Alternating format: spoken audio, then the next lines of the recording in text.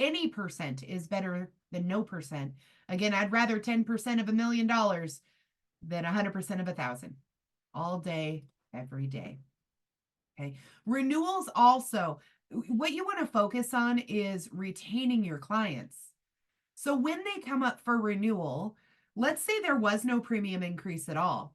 I actually have reports that run in the background. Anytime that I have a policyholder coming up for renewal, I just like to touch base real quick.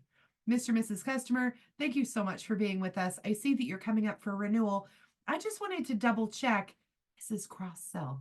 I just want to double check with you.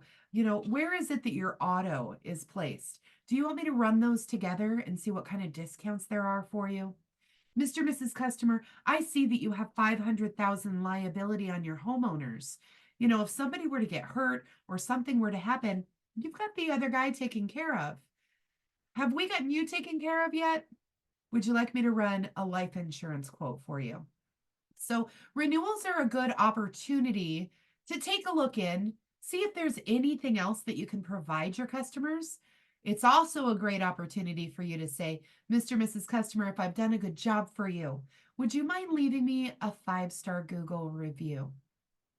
Mr. and Mrs. Customer, if I've done a good job for you, can you send me a couple of your family and friends? We're running a promotion.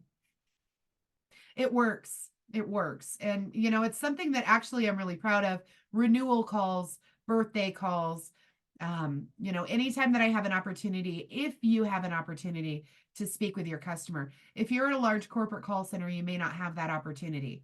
If you're at a local agent's office, you can certainly run reports, send thank you cards, send, another year together, happy anniversary. Here's a couple of business cards. I always like to pop 3 business cards in. I like to do things in threes. But 3 business cards, one for their fridge, one for their wallet, and one for their friend.